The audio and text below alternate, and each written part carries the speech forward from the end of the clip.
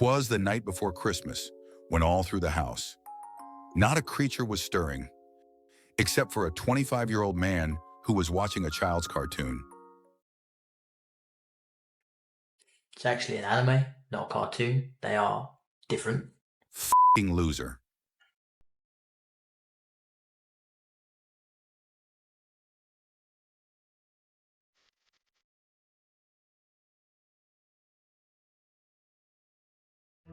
For some reason, I find that Pokemon and Christmas share a connection. It could be the countless Pokemon-related gifts I've received at this time of year from people through the years. It could be the uncontrollable urge to want to buy countless pieces of holiday-themed merch from the Pokemon Center website every year. Or it could be the core memory I have of watching Pikachu's Winter Vacation on VHS one Christmas Eve when I was a youngster. Throughout Pokemon's existence, there have been countless Christmas or holiday-themed shows, events and merch. And we're going to have a look at some of these today. So grab your Fuecoco hot cocoa and enjoy.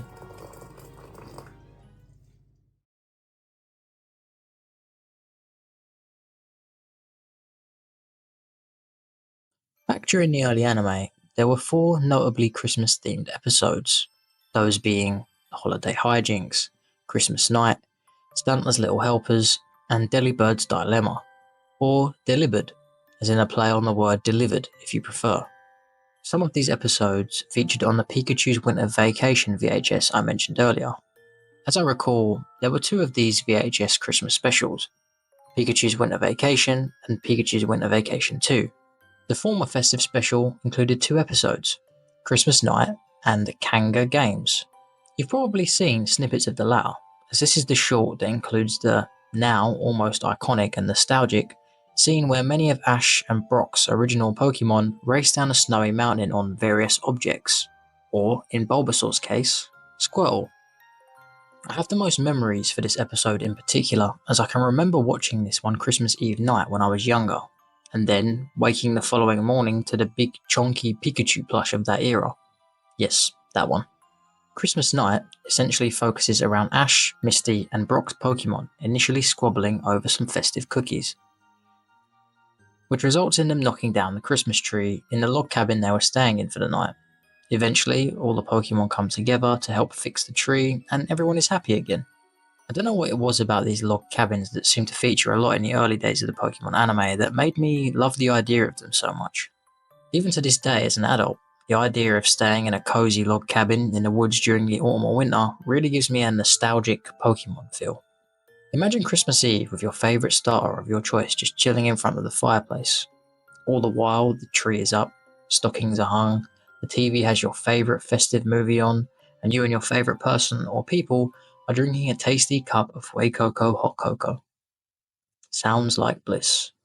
This video is sponsored by Fuecoco hot cocoa, the best beverage to warm you up this winter season. Back to reality, and back to Pikachu's Winter Vacation, the second installment of this festive short, like its predecessor, contained 2 episodes, Winter Games and Stantler's Little Helpers. Ha, get it? Like the previously mentioned Kanga Games, I often see Winter Games doing their rounds on Reels or TikTok around the festive season too. This short was also made during the early Johto anime's lifespan, with a few notable Johto Pokemon appearing, as well as a few Kanto favourites. Also, great curling from all involved. Bravo! Stantler's Little Helpers is the second episode of this festive short, and it features none other than the jolly fat man himself, John Candy. I'm joking, Santa Claus. The short starts with Ash, Brock and Misty getting ready for bed on Christmas Eve night.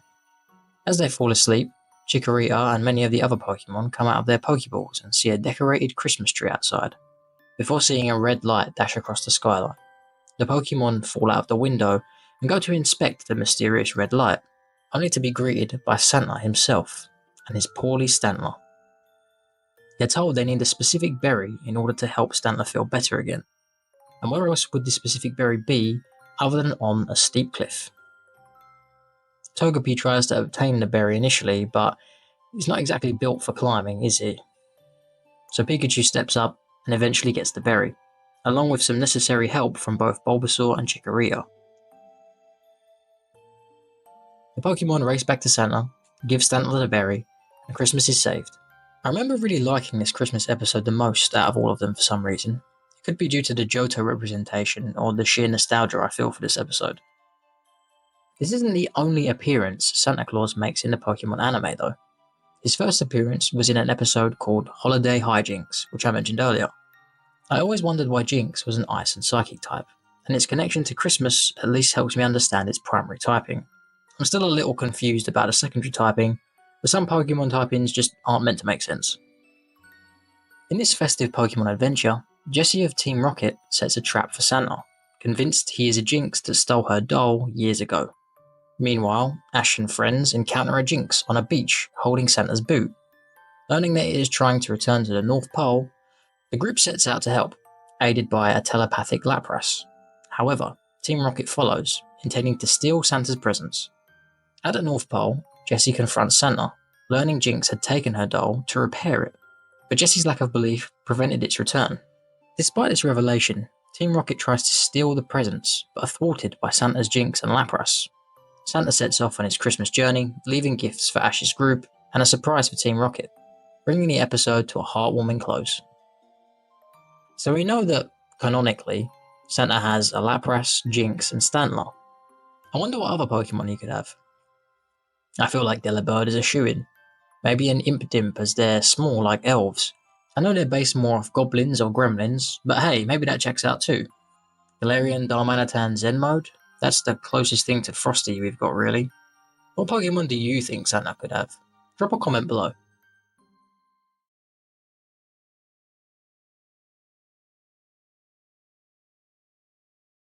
Over Pokemon's tenure, there have been numerous gift Pokemon distributed around the festive period, with the first coming in Gen 2.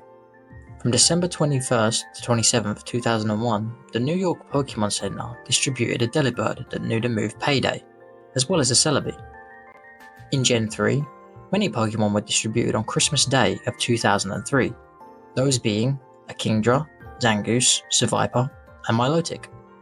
In 2011, to celebrate Christmas, fans could greet staff members in a certain area of Japanese Pokemon Center stores, and if they did, they would receive a small calendar card called the Happy Calendar, with a unique password included on the back. This password could be put into the Pokemon Global link to receive a Blissey. This Blissey could then be sent to a Generation 5 game using GameSync. The password could be redeemed from November 19th to December 25th, 2011. In 2012, the Pokemon Center Tohoku Victini was distributed to all Generation 5 games, and at Pokemon Center stores to celebrate Christmas. This Victini was available from November 25th, 2012 to January 3rd, 2013.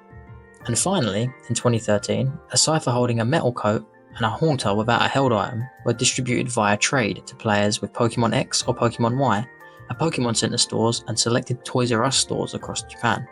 These Pokemon both had the original trainer Christmas. Since they were both distributed via trade, they would undergo evolution as soon as the player received them. Furthermore, a serial code to obtain a lucky egg was also given out at Pokemon Center stores to any players who had bought a copy of Pokemon Black or White, Black 2 or White 2, or Pokemon X or Y. The serial code could only be redeemed in Pokemon X or Y, however. With the ability to distribute event Pokemon via Wi-Fi in the current era, I think it'd be nice to see some special Pokemon distributed every Christmas for everyone. Maybe Pokemon with certain moves they can't usually learn, or shiny Pokemon, or Pokemon holding cool/rare items, or even the spiky-eared Pichu. I personally like the idea of one-off Pokemon with a slightly boosted base stat total or something. Nothing broken, but maybe take a Pokemon like Delibird and give it an extra 50 to 100 base stat points or something. I don't know. While not an official Pokemon game, Pokemon Christmas is a ROM hack by developer Mateo. This hack is the second in a series known as the Johto Legacy, with a prequel known as Pokemon Spirits and Legends, which I believe is still in development.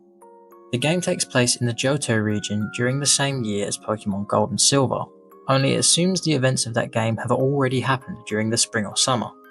The events of the hack are mostly the same as Gold, Silver and Crystal, except that Team Rocket are no longer present. Instead of creating a new world like most hacks, this hack can be considered an alternate third version or a replacement for Pokemon Crystal. The overworld has a wintry theme, displaying snow on the ground, and various lakes that are present in vanilla Gold, Silver and Crystal are now frozen and have fishing spots on them.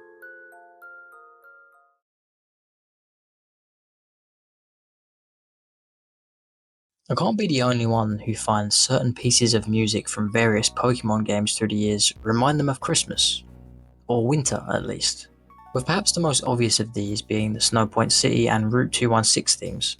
It could be the obvious display of falling snow on the screen that makes me think of Christmas when I hear these, or it could be the memory of getting Pokemon Pearl version on Christmas Day of 2007 and proceeding to play it non-stop from Christmas Day to New Year and spending ages in these two locations once I got there in-game. Or how, one snow day in 2009, I left my DS on at Snowpoint City just to hear the music playing, while waiting to hear about whether or not my school was closed on the radio. This segment is brought to you by Top 10 Most Loser Things You Can Do Ever. Also, who remembers using the radio to find out whether or not your school was closed for a snow day? Such nostalgia. Along with these two standout wintry themed pieces of music, I can't forget Lily's theme from Sun and Moon. While there's nothing that directly ties this to Christmas or winter, I think it just sounds somewhat festive. As well as, from more recent times, the Sirchester and Freezington themes from Sword and Shield, and the Lake theme from Legends Arceus. I said before on this channel about how this is one of, if not my favourite Pokemon game of all time. Something about this piece just feels so wintry, but in a winter exploration kind of way. I get the sense of walking through a snowy forest to get to a log cabin that overlooks a lake for a retreat holiday, if that makes any sense. The last piece of music that I find has a festive connotation to it is somewhat niche, being exclusive to one specific item in one specific location in one specific game. The piece of music in question is often referred to as the Twin Leaf Tune and can only be heard in the Villa in Pokemon Platinum. The Villa is a home that can be owned by the player, located in the resort area of the Battle Zone. When the player arrives in the resort area, the villa is offered to the player by its previous owner.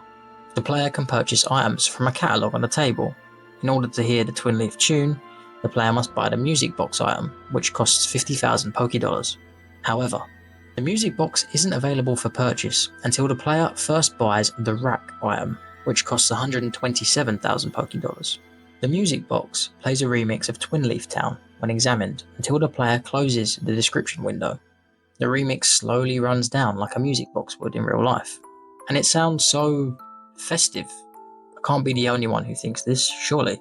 There's a possibility that I'm mentally drawing a connection between this music and Christmas because of the music box from the Pokemon short Christmas Night I mentioned earlier, but I digress. Those of you who are perhaps slightly older may remember the Pokemon Christmas Bash, a festive holiday album featuring songs inspired by the Pokemon universe.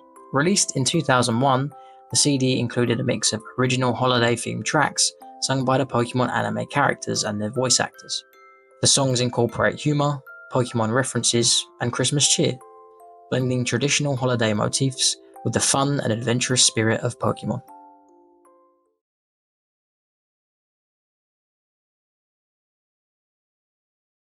While today's Pokemon Center websites across the world have numerous holiday-themed merch for sale, I personally feel like some of the stuff from the 90s has a unique appeal. Take this mini tree for example.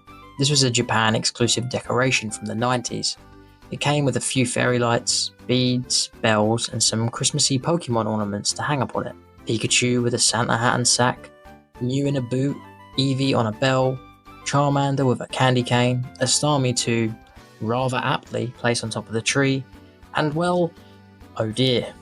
Jinx aside, this is a really nice nostalgic piece.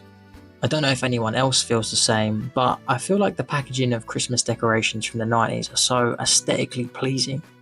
Everything is so minimalist now, there's no character. What happens when you cross a Venusaur with Mega Sceptile? This. I think this is actually really cool, and a nice idea for a tabletop decoration. The Pokemon that feature on this are a bit strange to me though. Sure, Pikachu and Charmander make sense as they're popular Pokemon, but the random Flareon doesn't seem to fit for me. Plus, look at this chunky boy in the back of the packaging.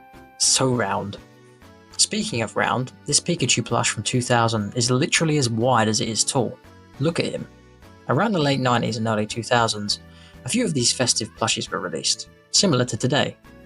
And all of them look pretty cute, except for Totodile. There's also this Reef from back in the day too, which looks a bit sad really. The plush version from 2003 looks a bit better though. There's also numerous strings of fairy lights I've found too, mostly featuring Pikachu, Pichu and Togepi. While the Pokemon Center website has a great holiday section today, a few things of which I currently own, I can't help but think about how cool it would have felt to see these on shop shelves back in the day. If anyone has any of these old school holiday themed ornaments, please let me know what you have in the comments below.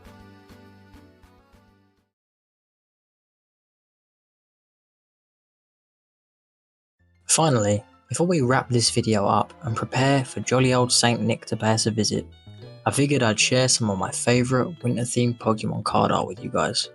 Starting things off with this Vanillite card from the Sword and Shield Darkness Ablaze set. Evergreen trees with a hint of snow on them and a bright shining star in the background. This really has a wintry and Christmassy connotation to it. 8 out of 10. We've also got this Snova from the Rebel Clash set that's found a footprint in the snow. Maybe that footprint is Santa's, or maybe it's the footprint of an explorer who got lost in the snow and had a frosty demise. Hopefully it's the former, although Frostlass would like a word. 7 out of 10. Frostlass's pre-evolution, Snorunt, has some amazing TCG artwork however, but my personal favourite has to be this one from the 2016 Generations set. Look at these two, they made a Pikachu out of snow, a Snowchew if you will. Very cute, very smiley, 9 out of 10.